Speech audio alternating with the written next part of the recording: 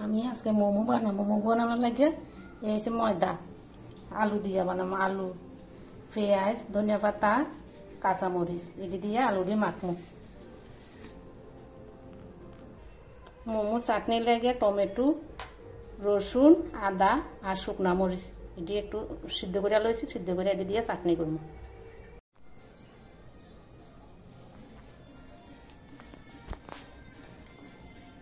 আমি মাখার মধ্যে সামান্য একটু ম্যাগি মশলা দিতে আছে।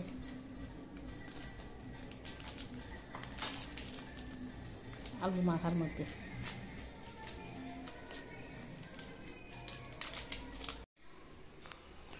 কড়াই তেল গরম হইয়া গেছে, একটু মিষ্টি চুড়া দিলাম। চাটনিটা করতে আছে রসুন,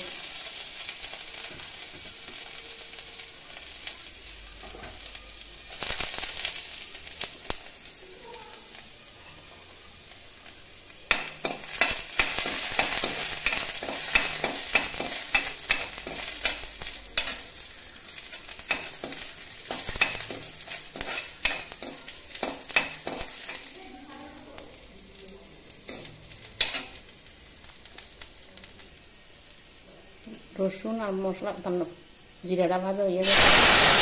টমেটো পিউরি বানাই, টমেটো, রসুন, মরিচ আর আদা এটি একটা পেস্ট করছি। পেস্টটা একটা চাটনি করে নিতে আছে।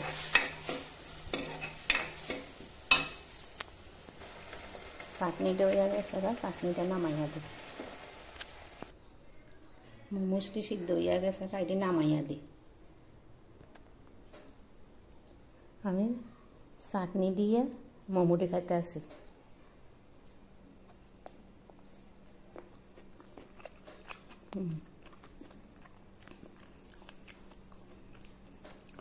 খুবই ভালো লাগতে আছে। আপনারা ওইভাবে খাইবেন, খাইয়া দেখবেন, খুবই স্বাদ লাগে।